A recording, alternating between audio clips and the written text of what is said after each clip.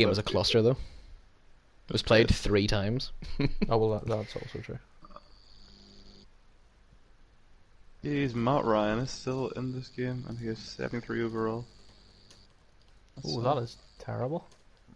He's on the trade block. Joe Burrow? Fuck me, he's Is Joe Burrow sadly maybe coming true with his colossal knee injury? Was it ACL and MCL? Gone at the same Yeah, time? it's all. The report basically said it's all messed up, which is not good. Well, that means he's only, I don't know, that's Got not a Noah lot. Fant is the Yeah. background today for the pod. Excellent, excellent. Top tier player. It wasn't really much of a choice. We looked for anybody from Denver that was still on the roster, and there's very few. Yeah, Zach says the 3 of us are coming through nicely. Fun, that'll be nosy. Nice. Excellent, excellent, excellent. Right, we'll get started then. Where are we? Bring up my wee spreadsheet in Excel. Oh, my secret's out. Everything I do is in Excel. Anybody who knows me knew that Seriously, anyway. I think everybody knew. Alright, bam, bam, bam. This is not the herd with me, not Colin Cowherd, Daniel, not No Joy Taylor, Oh, and we are here with the Offensive Player of the Year for Flag and Denver Broncos head coach, James the taller one. it's amazing he Good to manages be. to fit all that in. Sensational, thank you guys for having me. Great to be here. He does have a very full lifestyle. I do. So, we have quite a bit to get through actually for your average episode. First things first, the 3 of us are going to break down the Saints and Cardinals preview. So it's right. I think it's right for our appetite to be wet because this was Game of the Year last year, and if you didn't vote for it to be Game of the Year, you voted for it in your top 3. Like Yeah. it was a consensus top game. I think Stoops is in the exact same position that he was in last year, where he's going to lose it and go 3-3, but he's got more than a puncher's chance. It was a 1-score game last year, and while Stoops in the first 3 years of the league looked like someone who needed on the hot seat and fired, Stoops in back-to-back weeks has put up over 20 points against divisional opponents and looked fairly comfortable.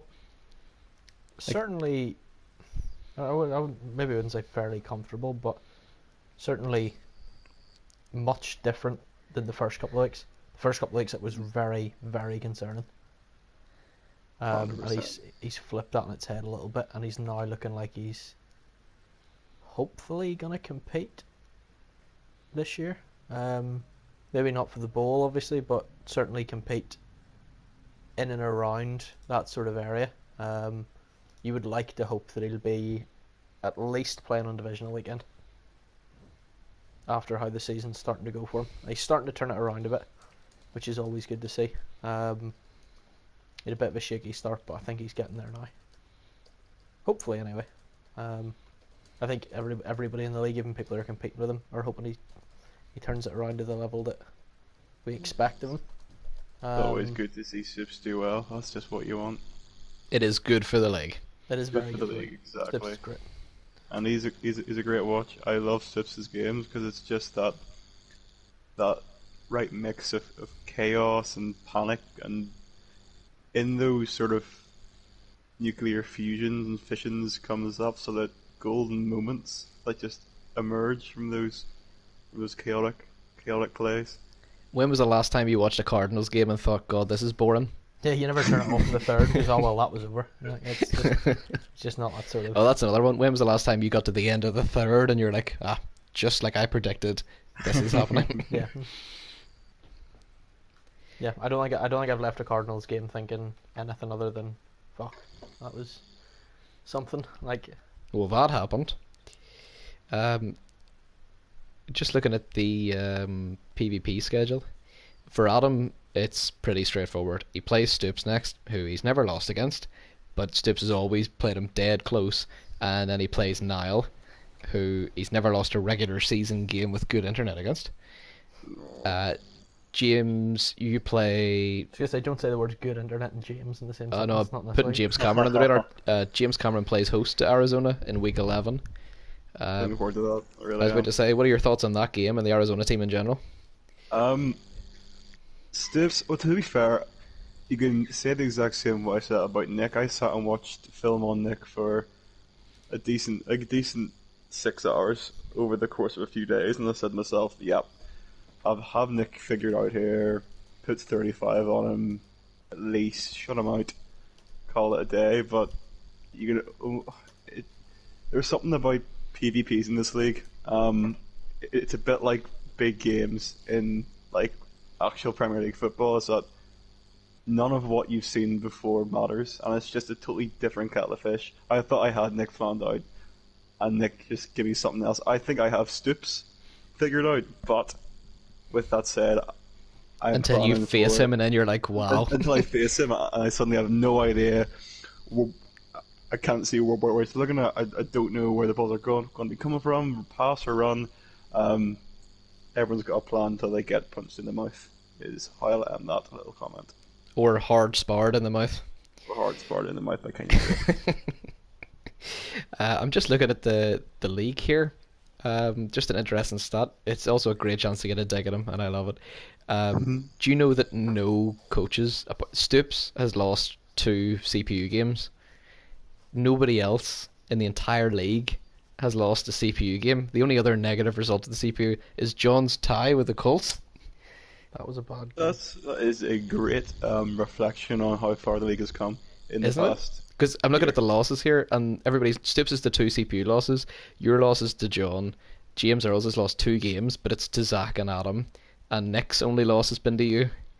like, it's only player games that are being lost, which is why I'm. Compare that to last year, yeah. I'm sure you would God, have had yeah. like most weeks up to week 8 or 9 with at least one player versus CPU loss. True, it seemed to be a weekly. It was a weekly occurrence, certainly 2-3 years ago, and now we're getting to the stage where it's. Well, I'm hoping that we get to the stage where it is really that CPU teams are just a formality, and as bad as that sounds, like oh that'll not be good for the league. I think it will because it allows PvP games to mean so much more.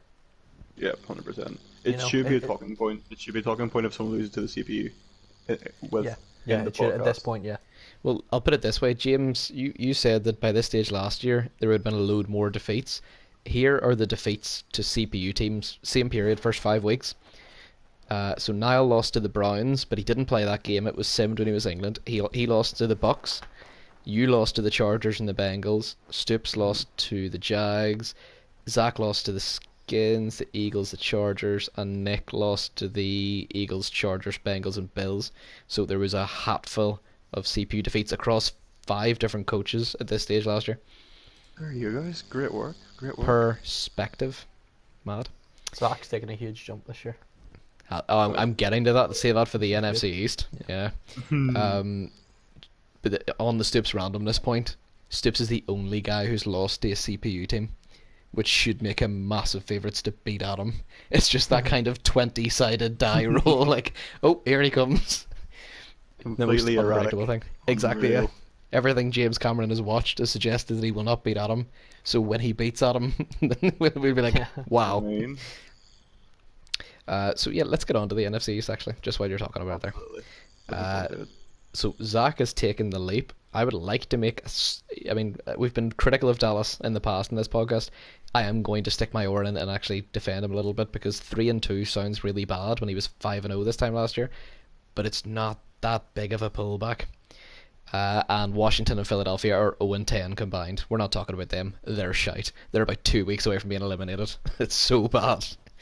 Yep. So Jesus Christ. Owen, I didn't realize it was that bad. Fuck me. there is no other That's division. bad. There is no That's other awful. division in the league where the bottom 2 are 0-10. What are the NFCs? Yeah, that's Who the, do we that's the Zach? division I'm talking about. Oh, to be Zach. I just can't believe that. Like, even after watching it in real life, like, it's bad in real life.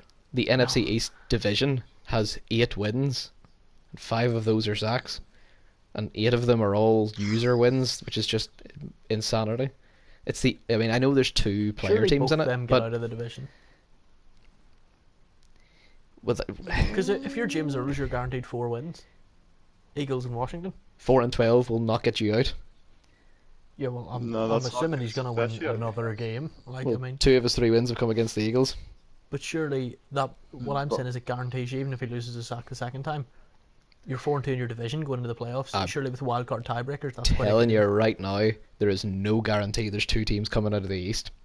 Green Bay are 3-2, the same as James, but with with fewer divisional wins. Rather, the Green Bay will fall away. They generally slip up and have bad games. Plus, Niall's going to take one game off them at least. Yeah. Adam is not leading his division. Now he will, but the Bucks are 4-1, and I'm going to check But the again, schedule. they've got to play Adam twice. Yeah, but that's 2 losses. Yeah. James has got 2 losses already. He's got to play Zach again. He's got to play Niall, who he always loses to, and he's got to play Big John. I worry about James. This is me defending him, by the way. No, my point is his 3-2, the 2 losses. He lost to Zach. He got shell shocked. It was week 1. No one had seen the new Zach yet. We have now. James, you have a chance to rectify that in week 9. But he lost to Adam as well by 4 points. Adam's pretty good. That was a heartbreaker. James is in the bye right now. I expect him to be furiously practicing ahead of his game with Niall because he can't drop another one to Niall. He can't. That would be a little bit of a nightmare for him.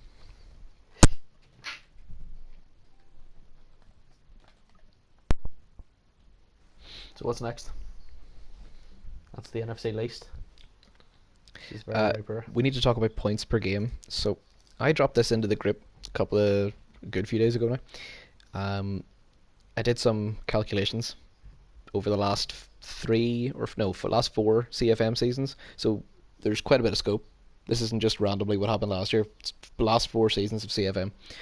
So it goes back to my Patriots team and your first Bengals team are included in this. So It's a while ago. There's a bit of range in it across different Maddens, different consoles, different sliders. But there's a couple of key trends. If you score lower than 21 points per game, you're very likely to miss the playoffs. Which I think is fair. oh no, If you score lower That's than not 21 points, or teams that have scored less than 21 points per game are 1-4 in the postseason. That lone win was Niall's wildcard win 3 years ago against the Giants. It's the only team to score 3 touchdowns or less and pick up a win. Get a playoff win, yeah. Yeah. The others are 0-4. That's Stoops in the wild card, Niall in the wild card the following year, James. Let me see. Yeah, James Earls as the Vikings. And Niall in the divisional round. Yeah. So that's the 4 losses. So there are 2 teams that fall into that category right now. And what worries me is I'm doing their average points scored through 5 weeks. Yeah. These historically every year have gone down. When you hit Thanksgiving time, you're scoring less points on the road in bad weather games, and your CPU games or your player games, all come due at once. Yeah. So the 2 teams are the Cowboys are scoring 19, and Arizona were scoring 13.8. This is before their 2 20-point games. I mustn't be far off that though in Denver. Well, the middle tier, and this is the tier that I back all 3 of these teams to get to the postseason somehow or another, and probably win a wild card or divisional game possibly when they're there. Chicago's scoring 24.2 points per game. Denver's 26.3, and Oakland is 28.5. The average Super Bowl winner, so that's Adam, John, my Raiders, my Pats. No, that's the 4 seasons. The average Super Bowl winner scores 30.9 points per game. So the top 3 teams all fall into that. That's Houston at 32.8, the Saints at 33, and the Giants are averaging 40.8 points per game. That's ridiculous. It's Zach insanity. is scary. He's played a player team in that. That counts the player team game. Zach is just big Zach kind of person you do not want to give time to become good at a video game, because he will just become so good at that video game, and he knows football too, so it's just the perfect storm of him. I think he's going to the bowl this year in a big way. I think he's Wow. going to be. Bold prediction. Yeah, You heard it here, Hart, on the podcast first. 100%. Do you think he's going And to beat Adam? yeah, yeah. Well, he beat Adam last year, and he True. and True. if if you look at Zach this season, the New York Giants have been an air attack team, and if you think, oh, if they have to run the ball, can they run the ball? Yes, they can run. Yes, they absolutely can. It's Saquon Barkley's football team with an air raid offense. Like you have to, you can't come up empty against Zach on any drive anymore. And this is It's Barkley who gets hurt simply all how the it time, is. except he doesn't have to touch the ball this year because they're in air attack first. Yeah. It's amazing the difference a quarterback can make. It's unreal. So at the minute, there's only one team that's scoring more points than Zach per game, like history. Daniel, that's your 2021 Bengals scored 46.8 points per game. That was a fun year. Disgusting. There was one he scored That was a fun. 63 points, James, and one he scored 77. Oh, the Titans. 77 points. Yeah. Yeah, that's the game that Is wrapped that, MVP up for Dalton. That was brilliant. So is that the most ever in one CFM game? 77. 77, I imagine it is. It's the fact is that Zach's scoring 40.8 points per game. It's going to go down. He will not keep up that pace, so he will drop from a Super Bowl favorite into a Super Bowl contender. My worry is that Dallas and Arizona might already be cooked, and Denver and Chicago are going to drop to like tightrope levels of offense. So you and Niall are in the precipice. You've got to keep that up. Ooh, okay. The gauntlet's been thrown down. Very good. It very much has indeed. The only other two things I need to point out, because I know that we're going to get reactions for it in the group, since Niall has arrived in Chicago, his points per game total have steadily, very marginally, but steadily gone up each year from 15 to 20 to 22 to now 24. So kudos there. Also, Stoops, Great job, this man. shouldn't be a big deal for you because you won those last two games and scored 20 points in each, so I got to update that for yours. But through your first three games, you were on pace to tie Nick last year for the worst CFM offense in history. So That's you got disgusting. Stoops, you've got to turn around. Even if you lose to Adam this week, you got to lose You got to lose well. There's a good loss and a bad loss. Yeah, very much so. Like Especially, look at Nick. Nick lost to James Cameron, and nobody went, well, that's Nick cooked. yeah, You know. very true. Okie dokie. So, onto the three-word game. Brilliant. I love some of these. Really nice this week. So, first up, the Saints beat the Browns 28-12. My three-word game for that is Butcher beats Baker. I thought the Saints defense absolutely butchered anything the Browns tried to do on offense. Took the ball away often enough, and kept the score very manageable. I'm still not sure whether I should be concerned or not that nobody in the Saints offense is kind of exploding yet. Maybe it's a good thing that it's so balanced. It's working quite well. Chicago Bears beat the Minnesota Vikings 27-10, sends Niall to 6-0. My three-word game for that game is this is it. I'm going to stop waiting for the Chicago offense to explode. It has exploded. This is it. This is the peak. This is what the Chicago offense is. It's going to score about 21, 24 points per game, and through defensive turnovers and stops, he will bully most CPU teams. Denver Broncos beat Buffalo 30-6. Three-word great. game, making us believers. I truly Yes. am as on board as I was before week one that you're going to be the AFC Super Bowl contender. Like you're going to be the team that wins the title game, and we know who you're going to Stellar. beat in the bowl. That's been my bold prediction all year, and I'm sticking to it. More so after the Bills game. Oh, that's nice. Arizona's three-word game for Seattle. They beat Seattle 23-21. Both feet in. They did a booth review on a Christian Kirk touchdown, and I'm convinced he had both feet in. And if the booth hadn't have given it, and it was bloody close, he loses that game. That's the margin of victory. But Stips is doing what he has always done, and that's win tight That's not divisional a good margin games. of victory to have. No, it's not. But it's a Not good at all. it's a good victory to have. True. So Dallas beat Detroit 12-7. Speaking of shit margins of victory, my three-word game for that is 7-0. The reason I'm saying 7-0 is because the Bears should now be 7-0. Because the Cowboys beat Detroit 12-7. Are we sure it wasn't Niall playing the game? It was really close. Nobody did anything on offense, and he eked out a marginal victory over the Lions. So basically, Dallas, you don't get that extra win. That win goes to Chicago. It's definitely a Chicago game. Uh, the Giants creamed Washington 50-14. Fucking Um, hell, 50 burger. right? The, Is that Zach's first? I 50 believe burger it's in the league? Zach's first. It's also the first of anybody this. I don't see anybody that's got 50 points this season. So Congratulations, Zach. fair play. Congratulations. Fair play. The first of all the rookies, I think, to get a 50 burger from that rookie class of last year. I believe so. So far as Give I me a can see, rough yeah. That's applause. very impressive, yeah. The three-word game for the Giants is Giants are listening. Every week I see the Giants do something because of what they heard on the podcast, and they are slowly becoming a massive NFC powerhouse. Like, the best team in the NFC is who? The Saints? Yeah, Right. Who's the second best team in the NFC? Giants. Giants? For me, yeah. No offense to Because, I mean, the Bears' defense is Nah, like, good, and they were the two in the NFC title game last year. It's 100% Zach.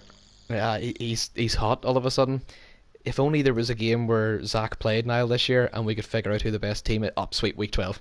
Bang. I cannot wait. That I'm gonna spend the whole day just prepping for that. I'm gonna make sure I'm not working that day. Just enjoy that The game because the only I'm so game excited for it. I'm more looking forward to is a few weeks after it where Zach plays John. That is the ultimate mix mash of styles. We are being spoiled. Oh These god, games. in terms of PvP games, it's a fantastic season. We did it. We did it! You crazy son of a bitch, you did it! So Oakland beat Kansas City 28-21. This seemed to go under the radar in the group chat. He beat the Chiefs by 7, and it keeps him in the division race along with James. Mahomes played out of his skin. If he'd have lost that game, Nick started to fall away. Nick's for real. Like, absolutely. Nick is doing good. The three-word game is anything and Renfro, because Nick loves saying third down in Renfro, but see if he was 4th and 28, Hunter Renfro would have got him out of it in that game. I thought he was outstanding. Hate having to play Nick. I'm dreading playing Nick, and I think the fact You that have to pay him at least once more. you know, at least the fact what you said there is like the group chat didn't, go up like, oh, Nick won, because it's just expected now. Like you wouldn't see the group chat getting excited about Niall winning a CPU game against a division rival or Zach. Nick is one of the competent players now. It's not a big thing if Nick wins anymore because he's very, very good at Madden, and I mean- I think it's just great to see Nick being a real threat to me in that division. All terms Nick of, like, needs now the league. is a signature, even if it's not convincing, just a signature user win. Like if he win a PvP win is the only string missing to his bow. Yeah. Now, this year He'll get one. Nick Okay. lost to Denver, but he's still got 3 cracks. He's got He's John. a fucking bitch to play against too. Playing against John will be. I can't wait to see that. First of all, I can imagine that throughout John will be so polite to him. I just feel like John will come down with respect for him.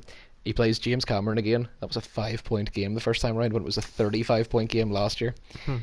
And week 16, Oakland at Arizona might decide both of their fates. Probably. Right? Box office. That's part of the double header, which I think you and I are commentating on, Daniel. It's Oakland at Arizona and Dallas at Houston, and they're both being played week 16. Nice. Hoping to get that as a back-to-backer. Lastly is Houston. They beat Tennessee 20-14. My 3-word game for that is short and simple. It's 42-0 because all 42 points in the game were scored by the Texans. Tennessee's 14 points were 2 fumble sixes. All 42 of the points were scored with the Houston offense on the field. So I'm giving John a 42 burger for that. So that was the 3-word game. Now we'll get on to the team of the week, which I put in as just a fun thing in week 1, but I'm getting coaches messaging me all the time being like, make sure my player gets in team of the week. Everybody started taking really competitive. So quite a few nominations this week. the quarterback is Justin Herbert of the Giants. That's what Exactly. happens Yes. when you're a pass attack and you score 50. You get in team of the week. I mean, the only other quarterbacks I don't think I actually had any off the top of my head. Any other quarterbacks listed this week? I did not. Running back one, Kenyon Drake, the man who should have been Mm, cut a week or two ago, according to some, had 140 rush yards in the middle of the third quarter and did win the Cardinals that game. Yeah. that was a ridiculous agenda. I shan't name names, but what a stupid, stupid thing to suggest doing. So silly. Thank you for coming on, James. I'm very happy you're here. Running back two, mad CPU shout out to Bryce Love of the Washington football team. If anybody doesn't think he deserves to be in it, ask Zach, who was his opponent. I mean, even when they were down, they kept giving him the ball, and he did well. I liked it. Wide receiver one, DeAndre Hopkins, who had some massive clutch grabs. John won that game by 2 scores, and Tennessee didn't score an offensive point, but it was close. That game was a sweaty, as John says, for far longer than it needed to be. Don't start using John terms. I did add it's a John term, so people listen to the podcast don't think that I've become mentally unwell. Wide receiver two is Hunter Renfro of the Raiders. Again, if it was fifth and 28, I just felt like Renfro was on the end of it. So important in a one-score game. The tight end is Travis Kelsey, who probably had the most yards and points of anybody on this team of the week, and he's a Yeah. CPU player. Uh, my guy in the flex. This was close. This was close. My guy in the flex this week was Amari Cooper. Dallas needs him to win games badly, and he played well and they won. A 12-7 game.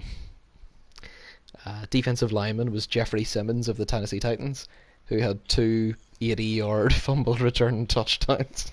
It's enough to get you in as a D lineman. My linebacker is Mr. Fingers of the Denver Broncos, who was Yes. insane Well against done, man. Buffalo, Good job. and It's obviously it's, you know, it's because taken it's a quite a middle while line. to see anything from him, but it's been great to see him actually do something on At defense last. worth talking It's about. definitely, what do you call it though? That's back-to-back weeks now that Fred Warner, or Mr. Fingers, has been in the team, and it's a testament to the coaching. Just because it's a middle linebacker, it's really hard to use her. Not everybody called James can do it, but this guy sure can. Back-to-back linebacker. And the DB was Marshawn Lattimore, who got a pick, and also I don't think he allowed a catch. Locked up, baby. Simple as. So that's team of the week. Just to update everybody's records, we've been keeping a list of your records over the last 2 seasons. So since week 1 of last year, when the 3 new guys came in. So Nick is 7-14, Stoops is 11-10, Zach's 13-8, Niall is 15-6, James squared are both 16-5. Look at that. Adam is 19-1, and John is 19-1-1. The one in 19-1-1. I can only imagine that Adam is salivating over John's bye week when Adam has a chance to put himself up there as the regular season champ. Speaking of regular season champs, we will anoint a regular season champ, all being well, in week 17, and that'll be the top of the power rankings. I'm going to buzz through these really quick because the power rankings haven't really changed from week 4. They're all more or less the same. Tennessee are down 1 to 10th. They're 4-1. I moved Dallas up to 9th at 3-2, and the rest is the same. Baltimore 8, 4-1. 7th is Tampa Bay, 4-1. 6th is Chicago, 5-0. 5th is Oakland, 4-1. 4th is Denver, 4-1. 3rd is the Giants, 5-0. 2nd is Adam at 4-0, and top is John at 4-0-1. I dare say that we're going to have a new one next week. If Adam beats Stoops convincingly, and John sort of flounders in his CPU game and comes out with a narrow win, I'll probably move the Saints up. Thing is, John's playing Philadelphia, and I think he's going to batter them. Yeah. We're probably set up for a box office group chat week anyway, regardless of what you pick for the next week. If you have Adam, Pip, and John, then I can only imagine the muck that will be spewed in the pizza chat. Well, take this as the gauntlet being laid down. I predict that Adam will beat Stoops convincingly enough to justify being top of that ranking. It's on John now to slap the Eagles about and retain his spot. Because I've John play as well, I'm not moving him down. Yeah. So we've got to do our blazing five now. So I've selected 5 games that are going to be played this week. I haven't spoke to anybody. Very possibly after the pod. It's generally when we finish a pod, people are so red hot that they just have to play. After 3 of the last 4 pods, there's been like a game or 2 immediately following the conclusion of the pod. It's He laughs foreplay. because he's the guilty culprit. I'm just a very busy man, you know. Very, very busy The man. wine won't mark itself, as you once The said. wine will not mark itself, especially during these festive times. And if I could spend about 10 minutes going through the festive offers we have at the end of this podcast, I'd appreciate that. Oh, I was going to say, once we do the power rankings, I'm going to hand it over to you, and we'll see just what the hell happens for 10 minutes. No worries. So, the first one is Houston against Philadelphia. I'll start this because I already called this earlier. The Vegas line for this is the Texans by 17. 17, that's 3 scores. I'm taking the Texans. Dan and James Cameron, who are you guys taking, and by how much? Jackson's by 21. Texans by 28. John is going to just go Go back big or to, go home here. to just... John knows the plays you can run against a CPU and just burn them every single time. I know the plays you can run against a CPU and burn them every time. Does that make you a good Madden player? No. Do I think people want to watch that? No. But if you lay down the gauntlet down to John, that he can avoid falling behind Adam in the power rankings, if he blows out Philadelphia, he will put 50 on them easy. John, you always say you don't listen to the podcast, but I know you do, you wee flirt. I'm going to just echo what James said there. Yes, nobody wants to watch you run out the same bullshit. Let's just do these 3 plays in a row offense. John, I am begging for it. John, the last 3 weeks, I am really seriously nervous and have wavered. Since you beat Mr. Fingers Broncos, you have beaten the Chargers by a score. You have given the Tennessee Titans 2 fumble recovery touchdowns, and you have tied with Indianapolis in overtime, where you had a chance to win the game. Your credentials are seriously wavering. I need you to just put pure venom on Twitch, bore the life out of me, and win by 50. Please tell me that John's not dead. Please rattle Philadelphia. If not for me, then for James Earls, who really needs you to beat them. So Oakland play the Rams. The Vegas line on this is the Rams by 4. I am going to take the Raiders. I believe in them, but the smart money takes the Rams in Vegas. Dan and James, Oakland or the Rams? Oakland by 7. Oakland by 3. It's gonna be close. I'm also gonna show you this in week 17 to see not Vegas and you and me and the guests and see Who won? who's actually done the best. This is quite a simple one, but the line might confuse you. This is the Giants at the Colts. So that's the 40 point a game Giants at the winless Colts, who only have a tie against John. The not Vegas line in that is Giants by 6. The Colts defense is tough. Yeah. It made John work for every point, and I'm not sure they're going to show Zach the cover 2 he likes. I'm taking the Giants, obviously, Yeah. but it's not going to be by 30 For odd me, unless one of you two want to go for that. Giants by 21. So you do. Yep, so you're straight in there like swimwear. Giants by 17. He just needs one look per drive and he'll score on it. Simple as. So now we come to, a lot of people wanted this to be game of the week just for the connotations of it, but obviously we know what our game of the week is. Chicago at Detroit is probably the second most watchable game of the week because Niall and the Detroit head coach always conspire to make this super watchable from start to finish. The highlight of this particular rivalry was Justin Herbert's debut, where Niall blocked a field goal, took it back for a touchdown, and went for 2, and that was the majority of his offensive points. Detroit are such a sticking point for him. A convincing win would go a long way to showing that this is a good season from the Bears. The not Vegas line is Bears by 7. So to put that in perspective, the Bears are more favoured to beat Detroit than Zach is to beat the Colts. I'm taking the Bears.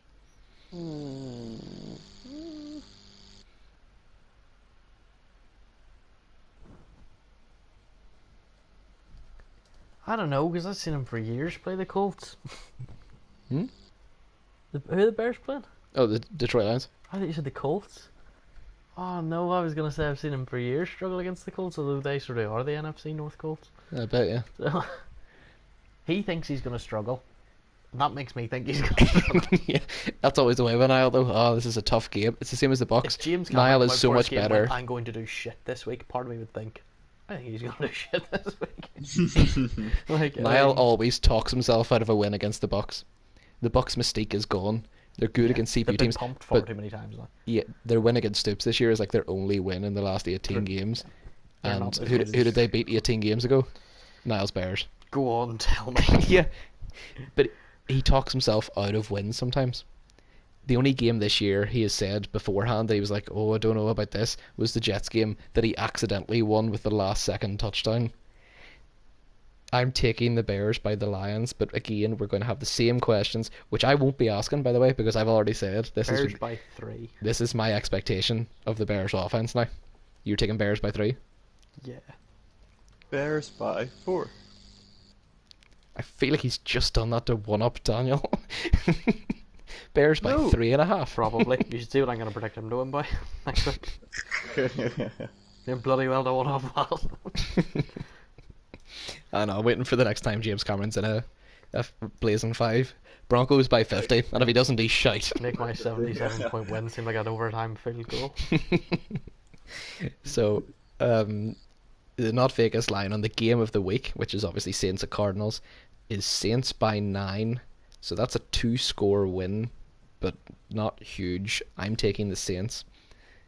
But Oh, I easily. feel like, no, but Stoops is, I feel like it's stupid to bet against Stoops, no matter who he's playing right now. But it might be equally as stupid to bet for Stoops. Maybe just don't bet on this Cardinals game. I'm gonna go Saints by 10. I'm gonna go Saints as well. Saints by 14, but I will not but I'll be surprised if I look like a dick after saying that. Stips fucking just Saints by 14. Spoiler, you don't. Ends up Cardinals by 48. Something stupid. Exactly, Well, exactly. what has happened here? What can you do about it? What can you do about it? The only thing you can do about any Cardinals game, James, just strap yourself in and watch what happens. Take a headache tablet before it starts. Just have a great time.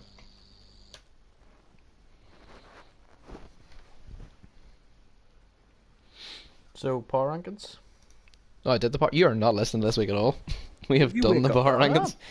We've literally done the, No, we the, haven't. the grin in his face. We We have haven't not done. done the power rankings. James, We as my witness, have. and anybody We else listening at home, have. have we done the power rankings? It was admittedly quick this week, but you have Really, not been really listening. perfectly fair, 'cause nothing changed. He just read out the team names and then said. Well, then "This there, is yeah. the movie Thank you, should James, look because through." every week we spend Honestly. 10 minutes going, no, he shouldn't be at 2.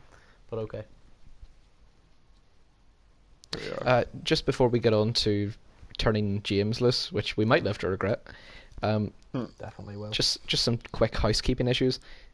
One, Adam dearest, at some point I need an updated list of the rankings. Sorry, the standings, just to get people's divisional records in, because sometimes I miss I if can do they've won or Adams for you if you want.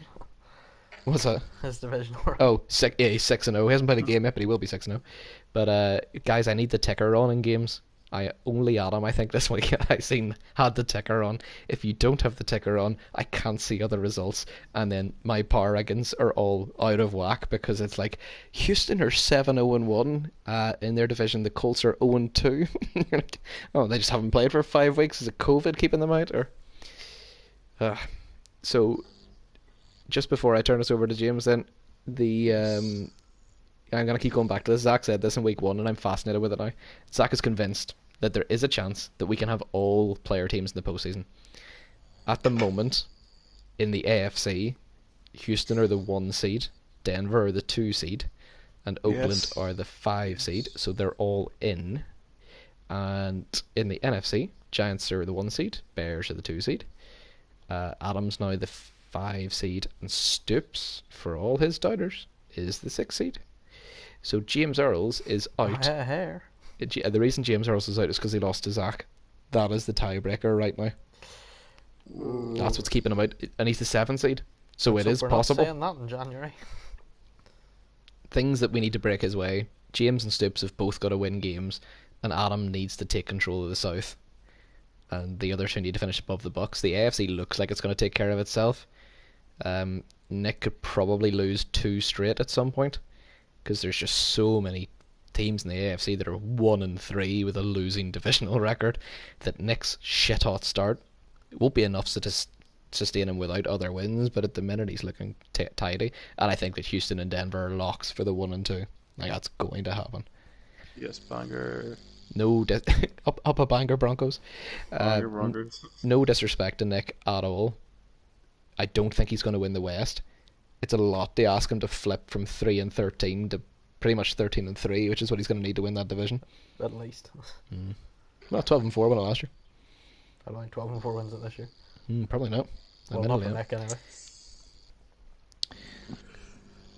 So tell us a wee bit about life at the Sports Field Authority at Mile High, or whatever the hell these are calling it now.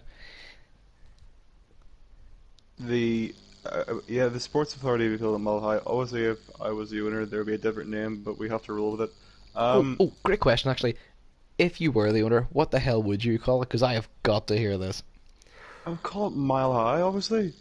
Just Oh. Mile High. It's not even remotely honey related. I'm a little disappointed. No, The nest at Mile High. the hive, the bee nest. What's wrong with you? Beehive. Oh, sorry, Jesus James, Christ. that your fictional bee isn't comfortable with the naming of their house. What? Look, Dan, it's a video game podcast. It's not real. It's all fiction. No, but I was down in the car with you to the flag game. You don't believe any of this is real. Sports Authority too, really.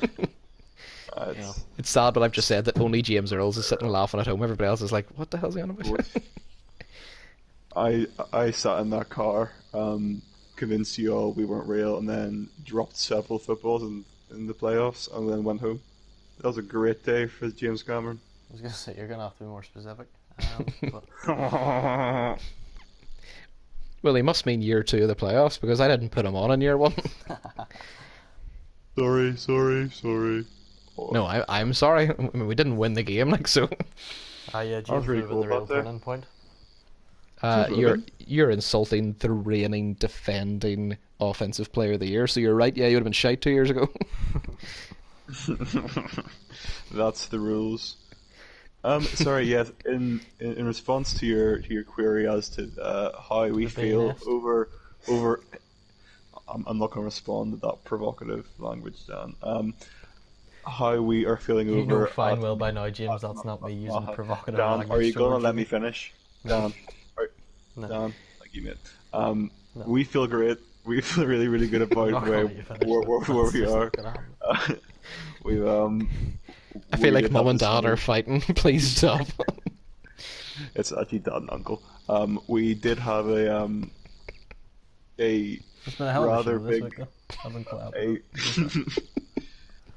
a rather big part of the dressing room left us this week. Unfortunately, Chris we weren't able Jones, yeah. Yeah, Chris Jones has left Denver, as well as draft selection right tackle Tommy Brown to join the Miami Dolphins in exchange for their first round pick this year. He was a really well liked figure in the locker room. And, Hang on. Sorry, did you trade your 4th round right tackle before he played a snap? Tommy Brown had to go. Better Tommy than Brown trading had your to go. first round quarterback after he played 2. I'm gonna cry. Don't. I'm trying to be quiet. Don't. Yeah, we feel good. By the way, So- see the next time everybody says that Ian is the one going on an aisle. I did not say that. I'm just being honest, I got a fucking terrible draft pick, but like, not gonna sit here and lie about it. The sentiment around Denver is that anything less than 15-1 is a disappointment this year. Simple as. Because there isn't anyone on that schedule coming up that we should not be beating, and anything other than, I'll say 15-1. I wouldn't be gutted at 14-2. To be fair, if you hadn't choked against Houston, you'd be going for 16-0, would you not? Yeah, I absolutely would be, but after Does it just one, feel like that, like you're gonna be sitting in January looking at 15-1, and you're going to have Yeah. only lost 2 games this season, and they're both going to be to John. That's a good You're season. pro- you're Is it, probably or is right. it just last season? But you're I had not going to have Griffin Chris last Jones season. next year. I'm looking at the Denver schedule here as well, and I'm not quite sure where I have him as an underdog. Where's Von Miller playing now? Houston. Is Von Miller not in Houston because Houston. John went mad and signed everybody that was 99? So Dick. you're going to be going to Von Miller in the title game? Enjoy a regressing Von Miller, you weirdo. I was gonna say he might have to play against Von Miller in the title game. God, what will we talk about in the podcast that week? This shit writes Von itself. Miller in the title game. Yeah, Denver feel great. I was sort of hoping it would come on the podcast and be a bit more inflammatory, if I'm honest with you, but I think Oh, I'm about to get inflammatory. That's what the side podcast will be for, James. Don't worry. Here's mine. It will just be an hour of inflammatory, horrible content. I am going to body 2 coaching staffs with one fail swoop. So you mentioned Chris Jones, the big personality. Yes. Is it true that? Some would call him a Broncos legend after a year there. Oh, I'm getting to that. So Chris Jones is a big personality, and you said you were sad to see him go there. That's him go, yeah. Is it not true that you've been trying to force him out since you took the Denver job? No, I wouldn't 2 say weeks into force him taking out. the Denver job. Look. You have players and coaches. Sorry, pardon me. You'll have coaches who come into a new team, and it's not the team they thought they would inherit. There actually just aren't there. There's new people, and I didn't think that Denver team needed Chris Jones in it. You thought you'd be getting Denver stalwarts like Von Miller and Drew Lock. All the big boys. To be fair, I still have Von Miller last year. He was very good for me last year. What But about Drew Lock proved Did to him be. dirty. Drew Lock played and was terrible, was he not, from memory? It was awful in pre-season. The play call was awful. And then Drew Lock gets benched for a guy with a fake name that can't win a PvP game against John. That's a very niche criticism to make of the B, but whatever. Anyway, Chris Jones. Chris Jones was a really good. As Billy Bean once said, James, if you don't win the last game of the season, nobody gives a shit. So, Here I am on McCaffrey the / being the given B a platform. getting to the last game. But he didn't get to the last game.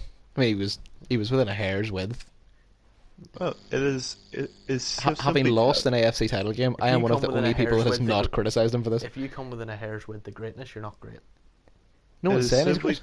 testament to my status as a second-year player that I am being flamed for not making the Super Bowl when certain 5-year vets were being praised to no end for getting past the wild card last year. Obviously, naming no names, but there are levels to this CFM. Some are born great, some hit their ceiling quite early. I'm just getting started here, and I can't wait to see where this team goes. I'm confident I'll achieve greatness. On a completely unrelated note, other defensive tackles have been in the news this week.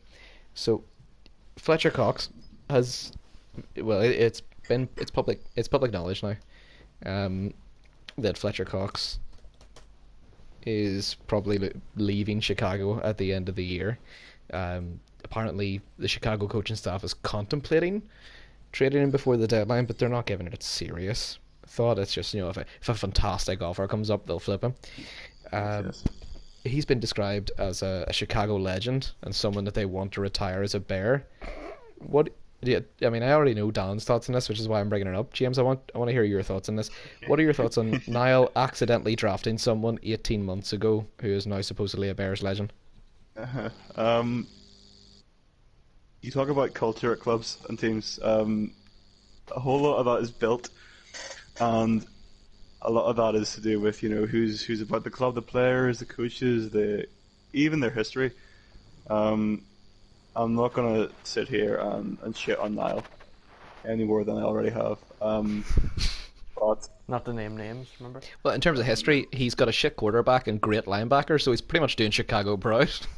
yeah. Well, let me just say it is symptomatic of major issues of that team that Fletcher Cox is even in the consideration of Bears the legend. Troubling for me to say the least, but I'm not going to tell a man how to coach his team. Personally, I can understand why you would if you have a real emotional connection to a player. I mean, you can look at Fletcher Cox as the player that got Niall over the line last year to I play would in the argue Super that Bowl. Justin Herbert is more of a Bears legend because the Bears actually drafted him and he was there longer. To be Well, fair, thank you for coming on, James. I will get chatting to you on my podcast in a couple of weeks' time, which I'm very excited for. But Yeah, thank we're you for talking about week 12, 13 or so. yeah, We're going to drop that. thank you for coming on. that's grand. Okay, It's been great.